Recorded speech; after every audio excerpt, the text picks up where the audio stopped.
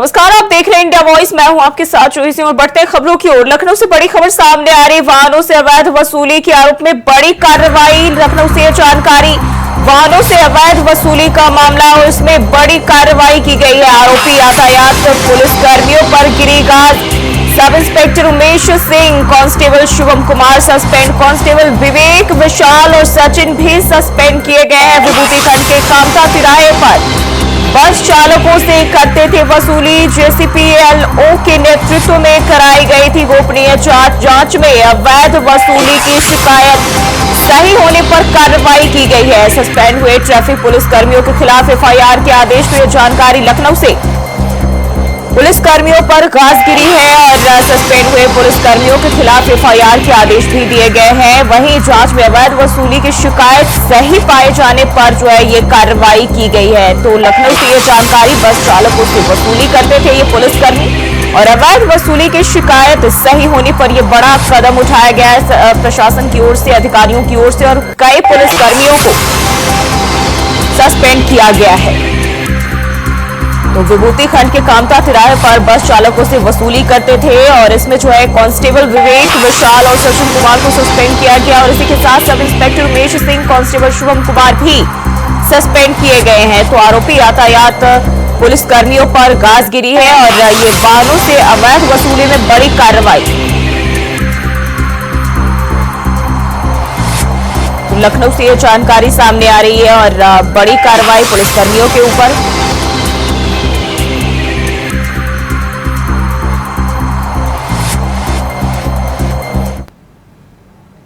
और बढ़ते आगे, दिल्ली से एक और बड़ी खबर सामने आ रही है। बीजेपी में आज शामिल होंगी किरण चौधरी। केंद्रीय मंत्री मनोहर लाल, सीएम सैनी रहेंगे मौजूद। बीजेपी केंद्रीय नेतृत्व भी रहेगा मौजूद। सुबह 10:30 बजे बीजेपी मुख्यालय में होंगी शामिल। तो जानकारी दिल्ली से, बीजेपी में आज शामिल होंगी किरण चौधरी और सुबह 10:30 बजे बीजेपी मुख्यालय में शामिल होंगी, जहां बीजेपी के केंद्रीय नेतृत्व भी मौजूद रहेंगे।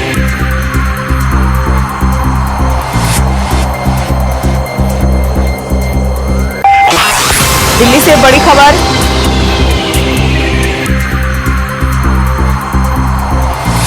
सुबह 10:30 बजे बीजेपी मुख्यालय में शामिल होंगी और इस दौरान बीजेपी के केंद्रीय नेतृत्व भी मौजूद रहेंगे। तो ये जानकारी सामने आ रही दिल्ली से और बताया जा रहा है इस दौरान केंद्रीय मंत्री मनोहर लाल, सीएम सैनी भी मौजूद रहेंगे। तो आज जो है बीजेपी में किरण चौधरी शामिल होने जा रही है। दिल्ली से बड़ी जानकारी, कांग्रेस के लिए एक और झटका।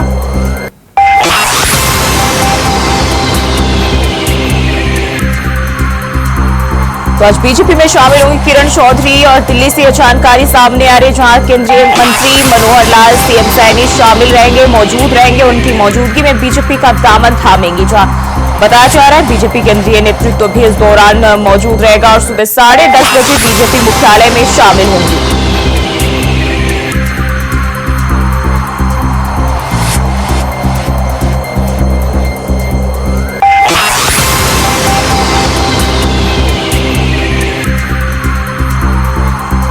दिल्ली से यह जानकारी सामने आ रही है और बीजेपी में आज शामिल होंगी किरण चौधरी।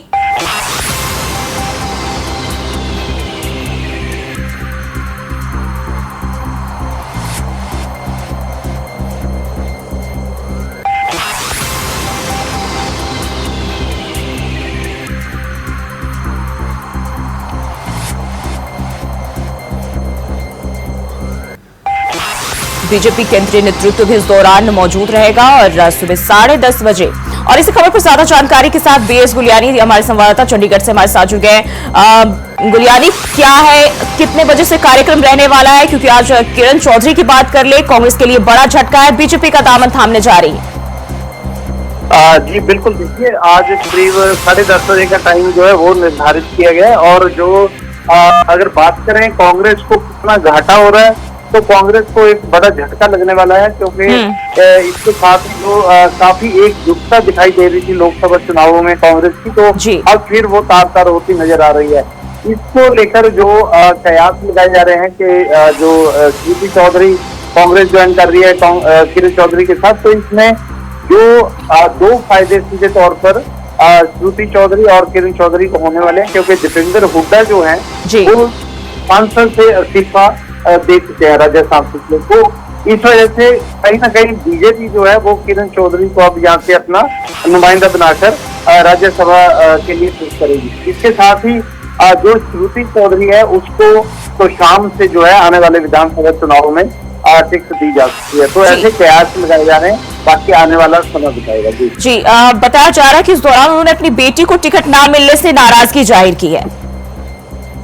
बिल्कुल, किरण चौधरी जब से लोकसभा के चुनाव हुए हैं, श्रुति चौधरी की जो है महेंद्रगढ़ भिवानी से कट गई थी, तो उसके बाद से ही वो जो है नाराज दिखाई दे रही थी। करीब 2.5 महीने पहले उनकी सीएम मनोहर लाल खट्टर से मुलाकात भी हुई थी और तभी से जो ये सारी एक पटकथा थी लिखी जा चुकी थी। और जो एक सीएम ऑफिस के एक अधिकारी थे जिन्होंने इसकी मध्यस्थता की थी, तो ये तब से ही सिस्टम चल रहा था। लेकिन अब जब बीजेपी को भी लगा, जब लोकसभा चुनाव में 5 सीटें हरियाणा से हार गई, तो उन्होंने भी कहीं ना कहीं जो है अपने हरियाणा के इस गढ़ को, बीजेपी के गढ़ को मजबूत करने के लिए इनको निशाना बनाया और जिसके चलते किरण चौधरी और श्रुति चौधरी को जो है सीधे तौर पर भाजपा में शामिल होने का निमंत्रण दिया गया। तो उसके बाद से ही ये रणनीति पूरी तरह से तैयार की जा रही थी। कहीं ना कहीं अगर हम बात करें तो जो बंसीलाल परिवार है उनका करीब हरियाणा की 8 सीटों पर काफी अच्छा प्रभाव है, अच्छा दबदबा है। तो इनके जो समीकरण है वो बदलने में बंसीलाल परिवार गुलियानी बताया यह भी जा रहा है कि जिस तरीके से कांग्रेस के जो जाट नेता है, कहीं ना कहीं बीजेपी की नजर जो है उन नेताओं पर खास तौर पर है। और ये जिस तरीके से किरण चौधरी के सामने बीजेपी में शामिल होने की खबर सामने आ रही है, तो बीजेपी के मंसूबे में कामयाबी कहीं ना कहीं मिलती हुई दिखाई दे रही है।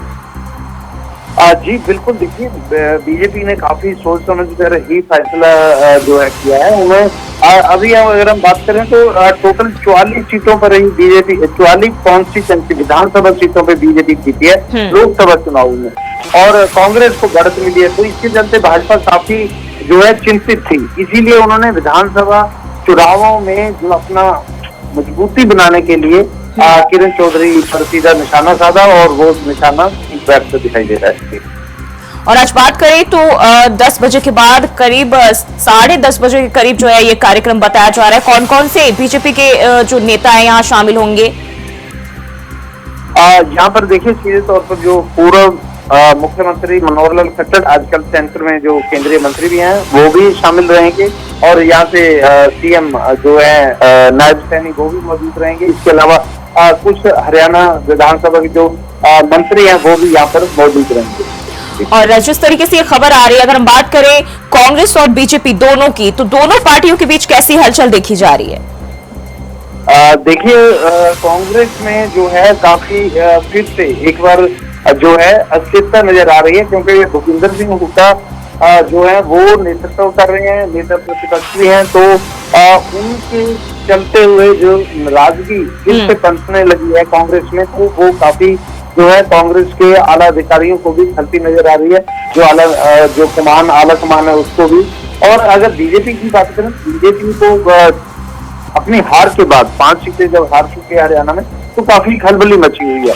सीएम नायब सैनी लगातार जो है वो दौरे कर रहे हैं, कार्यकर्ता सम्मेलन कर रहे हैं, उनको काफी बूथ संभालने के लिए कड़े निर्देश दिए जा रहे हैं। इवन के कल भी सीएम नायब सैनी ने चंडीगढ़ में जो है पहले सभी जिला अध्यक्षों की मीटिंग ली और उन्हें काफी सख्त निर्देश दिए गए कि अपना बूथ मजबूत करें, और उसके बाद सभी चेयरमैनों की भी मीटिंग ली। तो बीजेपी में भी काफी खलबली मची हुई है। विधानसभा चुनाव में अभी ज्यादा समय नहीं रहेगा, केवल 3 महीने बाकी हैं। तो इसके चलते जो है दोनों गुटों में अपने आप को मजबूत बनाने में काफी दौड़ लगी। जी बिल्कुल, यानी कि चुनाव, लोकसभा चुनाव की बात कर ले, उसके पहले से ही जिस तरीके से कांग्रेस के बीच जो नेताओं का टूटना जारी था, वो अब भी लगातार देखा जा रहा है। और ये कहीं ना कहीं विधानसभा चुनाव के दौरान भी देखने को मिल सकता है। भले ही कांग्रेस इस बार अपनी बढ़त बनाई हो, लेकिन कहीं ना कहीं वो सिलसिला जो है लगातार जारी है। बहुत बहुत शुक्रिया गुलियानी तमाम जानकारी के लिए।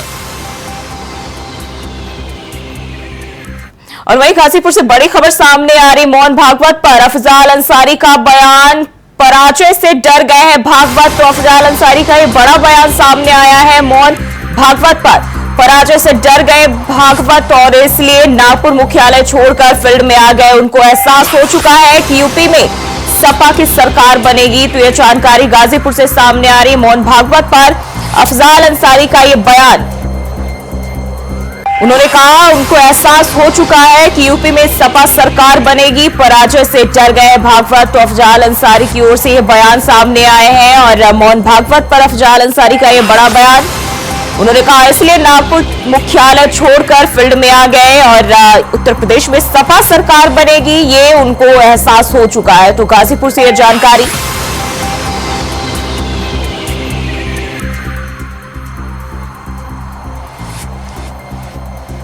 और इसी खबर पर ज्यादा जानकारी के साथ गाजीपुर से सुशील तिवारी हमारे संवाददाता हमारे साथ जुड़ गए। सुशील, अब जो है अफजाल अंसारी का मोहन भागवत पर ये बड़ा बयान सामने आया है, जहां वो साफ तौर पर कह रहे हैं कि वो पराजय से डर गए।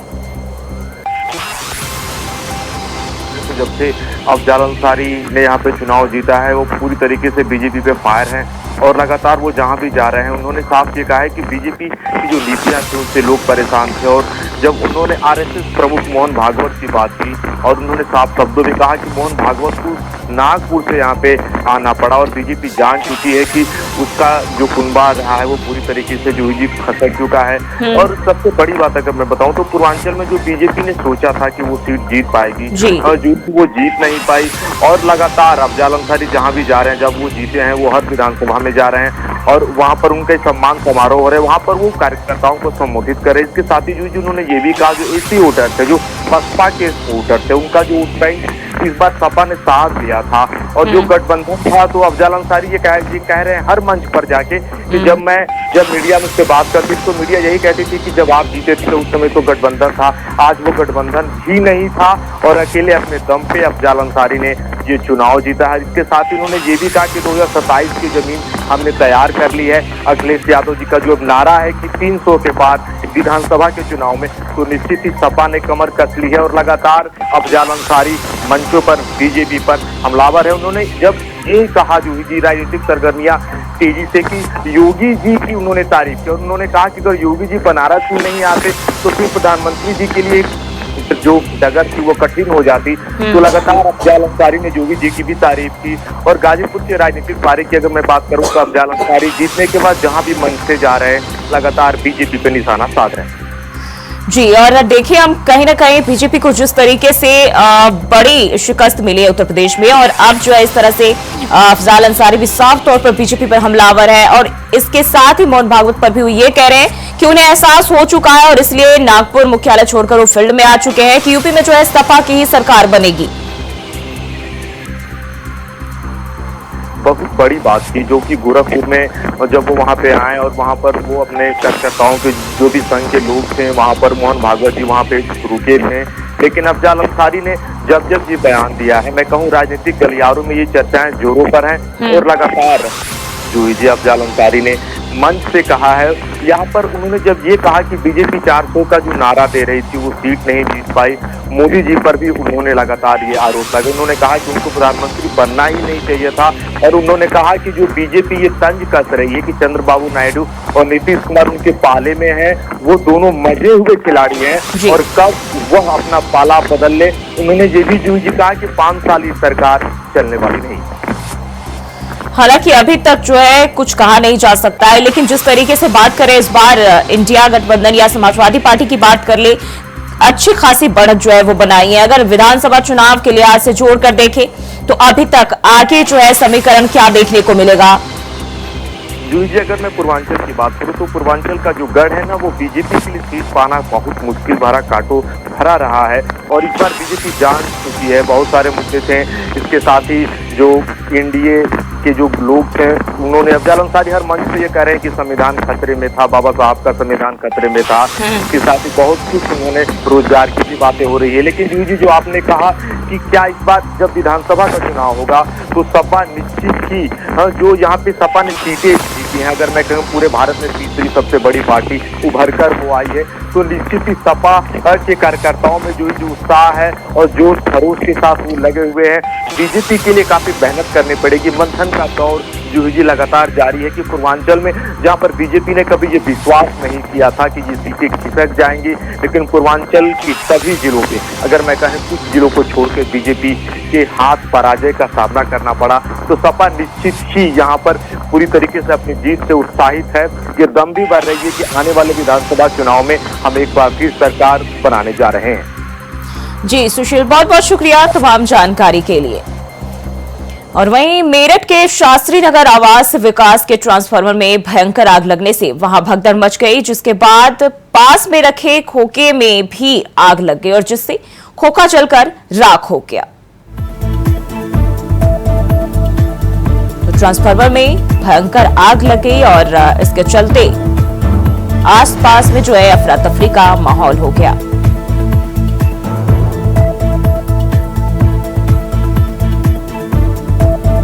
मेरठ का यह मामला है जहां ट्रांसफार्मर में आग लगी और आग से खोखा जलकर खाक हो गया।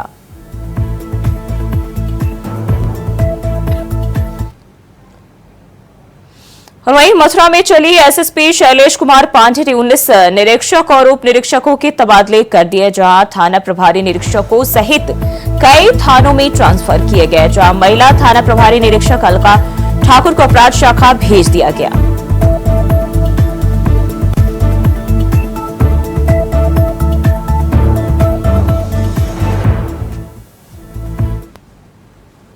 और बढ़ते आगे अमेठी से बड़ी खबर सामने आ रही। 2 घरों में लगी भयंकर आग, देखते ही देखते आग ने लिया विकराल रूप। सारा सामान जलकर हुआ खाक। कड़ी मशक्कत के बाद आग पर पाया काबू। तो अमेठी से जानकारी सामने आ रही है, 2 घरों में भयंकर आग लग गई और इस दौरान जो है सारा सामान जलकर खाक हो गया।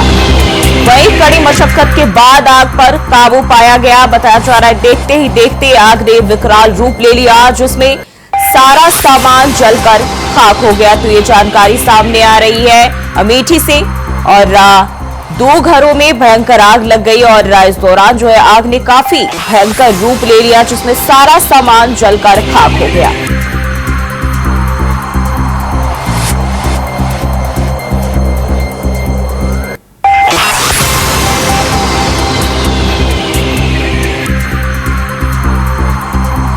तो अमेठी का ये मामला बताया जा रहा है जहां 2 घरों में भयंकर आग लग गई और इस दौरान सारा सामान घर का जलकर राख हो गया और वहीं कड़ी मशक्कत के बाद आग पर काबू पाया गया।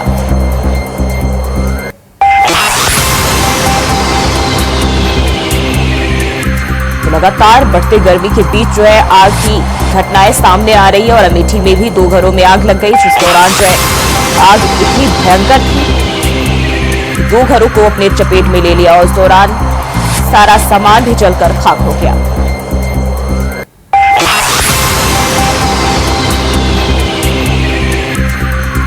तो अमेठी से एक खबर सामने आ रही, सारा सामान जो इस दौरान आग की चपेट में आया और जलकर खाक हो गया। वही कड़ी मशक्कत के बाद आग पर काबू पाया गया।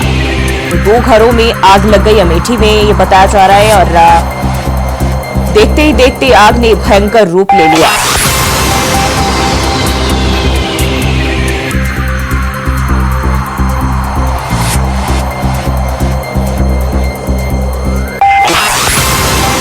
आग लगने के चलते जो है आसपास के इलाकों में हड़कंप मच गया, अफरा तफरी का माहौल मच गया।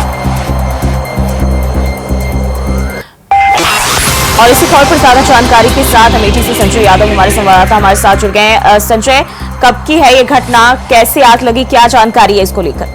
जूही जी, आपको बता दें कि ये घटना जो है कल शाम देर रात्रि की है, जहां पर जामो थाना के जनेपुर गांव का ये मामला है, जहां पर देर रात्रि अज्ञात कारणों का भी पता नहीं चल पाया है, जिसकी वजह से आग लगी और आग इतना विकराल रूप रख ली कि 2 घरों को अपनी चपेट में ले लिया। और जहां पर ग्रामीणों द्वारा जो है वो कड़ी मशक्कत की गई, क्योंकि इस समय आप देख रहे हैं लगातार जो गर्मी का प्रकोप है, हवाएं भी तेज चल रही है। इसको लेकर जो है जो आग का कारण था वो जानकारी में नहीं आया, लेकिन कहीं ना कहीं देखा यह जाए तो आग लगने से जो कृषि का सारा सामान था 2 घरों का वो जलकर पूरी तरीके से खाक हो गया है। और उसके बाद ग्रामीणों ने कड़ी मशक्कत किया, कड़ी मशक्कत के बाद आग पर काबू पाया और फायर ब्रिगेड की भी गाड़ी मौके पर पहुंची। उसके बाद कहीं ना कहीं आग बुझाने तक ये स्थिति हो गई कि घर का जो खाने पीने का सामान था और भी जो थी पूरी तरीके से खाक हो गई जूही जी। लेकिन बाद आग पर किया गया और 2 घरों का संपूर्ण नुकसान हो गया है। तो क्या इस दौरान किसी के जान माल के नुकसान की भी खबर सामने आई है? तो ये कि आपको बता दें कि जान माल के नुकसान की अगर बात करें तो किसी भी प्रकार की कोई अप्रिय घटना उस तरीके से नहीं हुई, किसी की जान की कोई घटना नहीं हुई, लेकिन जो गृहस्थी का सारा सामान था वो जलकर राख हो गया। जो उनके छप्पर थे वो भी जल के राख हो गया, घर पूरी तरीके से जल गया है, खाने पीने की चीजें जल गई है। तो ऐसे में ये देखना होगा कि जो लगातार अमेठी जिले में आग घटनाएं देखी जा रही है, उसके बाद कहीं ना कहीं जो पीड़ित लोग हैं उनको राशन सामग्री जो है वो कांग्रेस की तरफ से जगह जगह पहुंचाई भी जा रही है। तो उनके संजय, कितने का नुकसान हुआ है, क्योंकि 2 घरों में आग लगी है और इस दौरान अगर हम बात करें तो प्रशासनिक तौर पर क्या कदम उठाए गए हैं? और जूही जी आपको बता दें कहीं ना कहीं दोनों घरों को अगर देखा जाए तो लाखों का नुकसान हुआ है, क्योंकि उनको खाने पीने की चीजें जो थी, जो उनके रहने की जगह थी, वो भी पूरी तरीके से जलकर खाक हो गई है। और प्रशासन की बात करें तो फायर ब्रिगेड मौके पर पहुंची है और उसने भी आग बुझाने में भरपूर मदद किया है। अब देखना ही होगा इसके बाद जो जिलाधिकारी महोदय है वो किस तरीके से जो पीड़ित है उनका किस तरीके से सहयोग करते हैं, और जो यहाँ पर साध्य शर्मा है उनके जो प्रतिनिधित्व कर रहे हैं वो किस तरीके से अक्सर देखा जा रहा है। जहाँ पर घटनाएं हो रही है वो कांग्रेस के जिलाध्यक्ष प्रदीप सिंघल राहत सामग्री के साथ वहाँ पर पहुंच रहे हैं। जूही जी संजय, बहुत बहुत शुक्रिया जानकारी साझा करने के लिए। तो अमेठी का ये मामला है जहां इस तरह से 2 घरों को आग ने अपनी चपेट में ले लिया और इस दौरान लाखों के नुकसान होने की खबर सामने आ रही है। तो बात करें तो सूचना पाकर जो है फायर ब्रिगेड की टीम मौके पर पहुंची और आग पर काबू फिलहाल पा लिया गया है। 2 घरों में आग लगी है और फिलहाल के लिए इस बुलेटिन में बस इतना ही। खबरों के लिए बने रहे इंडिया वॉइस के साथ।